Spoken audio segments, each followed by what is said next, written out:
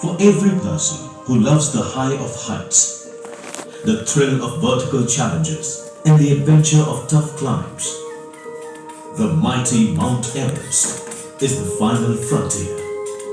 Since time immemorial, the towering, enigmatic, treacherous, alluring, snow-capped Mount Everest has stirred the soul of mountaineers. Thousands have started their climb from its foothills, their hearts singing with hope. Many have lost their lives along the way, their quest ending in a snowy grave. But the victors who reach the top have tasted the heady exhilaration of touching the skies, kissing the heavens, and having the world at their feet. And to succumb afresh to this temptation was an 11-member team from the Himalayan Mountaineering Institute, Darjeeling, under the experienced leadership of Colonel Neeraj Rana, the principal of the institute. The team consisted of Subedar Mahavir Singh, Lakpa Norbu Sherpa, Nodak Bhutia, Pavel Sharma, Havaldar Kamal Nayak, last night Inder Singh Adhikari, Nayak Yamuna Prasad, Puchu Sherpa, Sobindu Mordunge, and Nayak Narendra. On 13th April 2012, the team was flagged off in New Delhi by Mr. Subhash Chandra, Joint Secretary, G&Air, Ministry of Defence. On the following day, that is the 14th, the team flew to Kathmandu from the Indira Gandhi International Airport, New Delhi.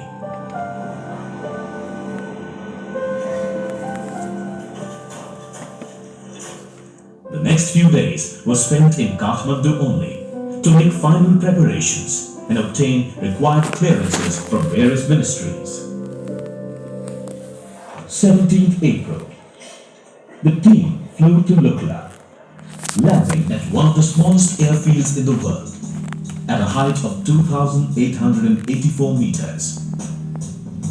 And on that day itself, the team marched on foot to Patding at a height of 1,800 meters. The 4-hour-long trek was covered in merely 1 hour 50 minutes, and this initial descent was only the beginning of the exceedingly demanding and challenging ascent to follow.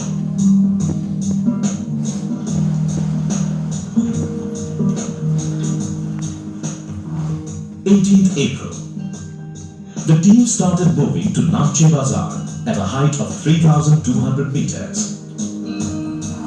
Once again, the 6-hour-long trek was covered merely in 4.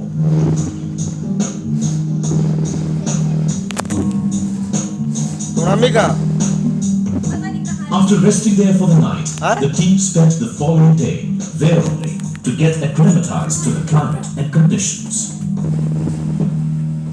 20th April was the day for another 400 meters ascent to Tampoche at a height of 3,600 meters. The climb continued on the following day as well, with the team reaching Felice at 3,950 meters. Here, the team rested for the night and spent the entire 22nd for rest and further acclimatization.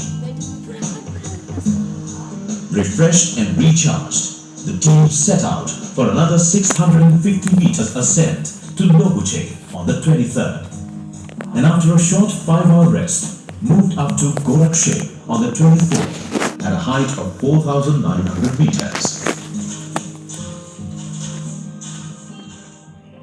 25th April marked the beginning of the next phase as the team reached the Everest Base Camp at a height of 5,300 meters.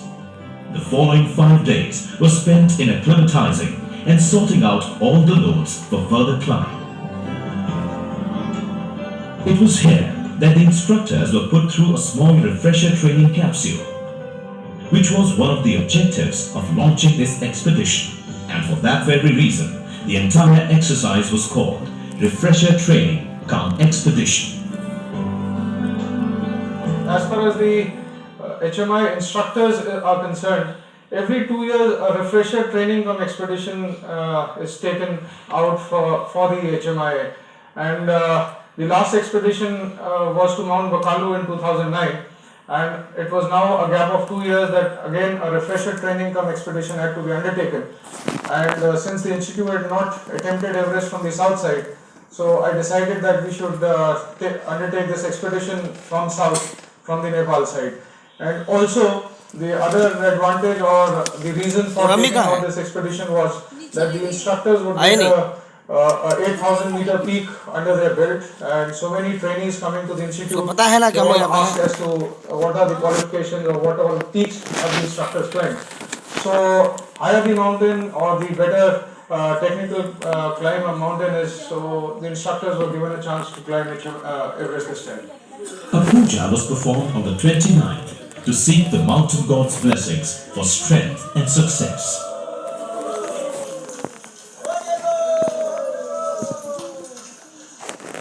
The first day of the new month, that is, the 1st of May, was also a day of new beginning, which indeed was going to be as demanding as it was challenging. Armed with faith, grit and determination, the team moved through the infamous and treacherous Khumbu Icefall and established Camp 1 at a height of 5,900 meters. On that day itself, the team returned to the base camp with the climb up and down, taking almost 9 hours. The next 2 days marked complete rest, recuperation and rejuvenation. 4th May. The team occupied Camp 1 and spent the night there. On the 5th, it moved for Lode Ferry to Camp 2 at 6,300 meters and returned. After resting there for 2 days, they again occupied Camp 2 on the 8th to rest there for another 2 days before further ascent. The day, 11th May. The goal, to establish Camp 3 at a height of 7,300 meters, which was not to be. As the team reached a height of 7,000 meters, menacing high winds hit hard, forcing them to return to Camp 2. After Lode Ferry, Camp 3 was successfully established on 3rd May, and the team returned to Camp 2. 3 days later, on the 17th, the team finally occupied Camp 3 and spent the night there. The weatherman, on the one hand, predicted the 18th and the 19th as friendly days for the climb, but on the other, cautioned the team to leave the mountains earliest by the 20th, as it was likely to be hit by high winds. Fully prepared, the team left for Camp 4 on 18th May. At a height of 8,000 meters, it is famously known as the South Col, and infamously called the Death Zone. After reaching Camp 4 at around 2:30 p.m. and resting for only about 5 hours, the team readied itself for further ascent at about 7:30 p.m. As the first attempts to scale the peak were made, the weatherman's prediction went awry. The menacing high winds were preponed. Despite adverse and unfriendly conditions, the leader took a call to climb. But within a couple of hours, the weather, which had turned from bad to worse, turned again, possibly to the worst, with high winds hitting hard at 70 kilometers per hour.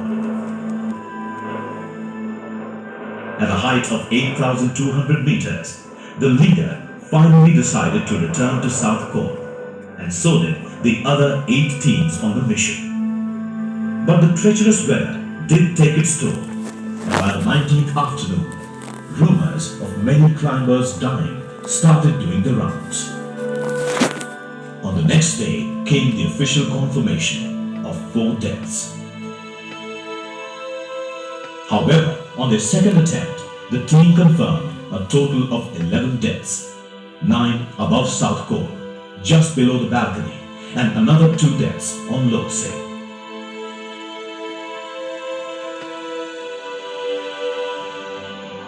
Sensibly, on the 19th itself, the team decided to retreat to Camp 2 at 6,300 meters.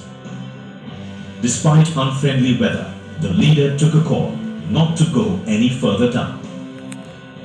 It sure was a difficult decision, as the next window for climbing was still 5 to 7 days away. But being thorough professionals, all of them agreed to stay put there only. 23rd May. As the team moved up to Camp 3, the leader decided to send 6 of his best climbers to scale the summit, and himself chose to stay back. Not an easy decision indeed. It was a very tough call, and being a leader and with so much of experience behind me as far as mountaineering is concerned, I have learned with my experience that you always need anchor at the base or at whichever camp, so that one can control the team. And since out of these 6, there were 3 rock climbers, and when I say rock climbers, I mean to say is that they're experienced instructors with me, but they've never had the opportunity to go beyond 8,000 meters. So since they were absolutely raw climbers as far as 8,000 meter peak was concerned, I took a call that if some untoward incident, God forbid, takes place, somebody has to control the situation at that point in time. It was a very tough call. I really gave it a thought for about 15-20 minutes lying in my tent, and finally I took the call that I should stay back and control all these 6 members once they're climbing up. 24th morning, the team moved up and reached South Cone at 2 p.m. and rested for a few hours before the impending climb at 7 p.m. Thankfully, the weather looked calm and friendly. At 7:10 p.m., the final ascent began, and the team got its first taste of success when 3 climbers, Puchum Sherpa, Havaldar Kamal Nair, and Nayak Yamuna Prasad, reaching the summit at 3:21 a.m. on the 25th. A few hours later, 2 more climbers, Subedar Mahavir Singh and Pawan Sharma, were at the peak between 7 and 7:30 a.m. By now, the last member, Nodu Bhutia, was lagging behind. As the time was running out, the leader gave him half an hour to either try and scale the summit or return. But finally, it was success for all, as at 7:50 a.m., Nodu summited the peak as the last man. My heart was not supporting me. I was thinking my family, my kids, my wife, and my institute. So once I thought I'll give up. Once I thought I will give up and go back. But being a mountaineer as a profession, I have learned other way how to maintain my mind. But just when it looked like a tough task accomplished perfectly, the team leader received a wireless communication from a high-altitude Sherpa.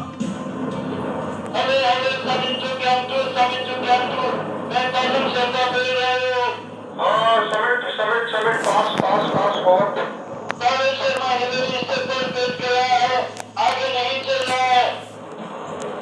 क्या हो गया power? हिल step पे क्यों बैठ गया? क्यों नहीं है? नीचे उतर रहा हुआ?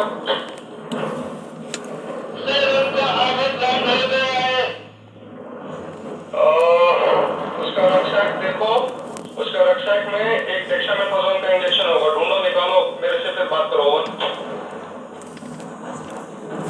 इंजेक्शन नहीं मिल रहा है सर। उससे पूछो कहाँ रखा है।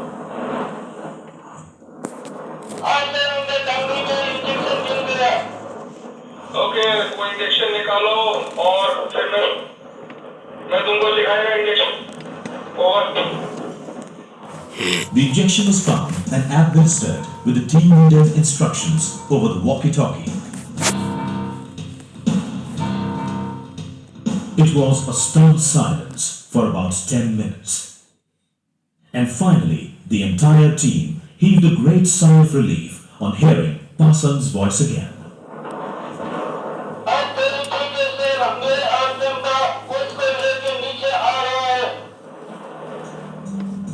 Well-detailed planning, rigorous training, high level of mountaineering skills, and absolute physical and mental fitness, coupled with excellent management and coordination, ensure complete success of this expedition, despite inclement weather and extremely adverse conditions from time to time.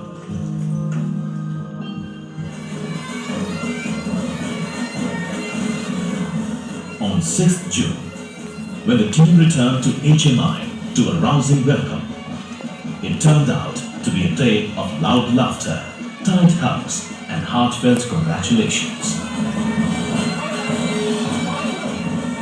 For all concerned, it really was a real story with a very happy ending.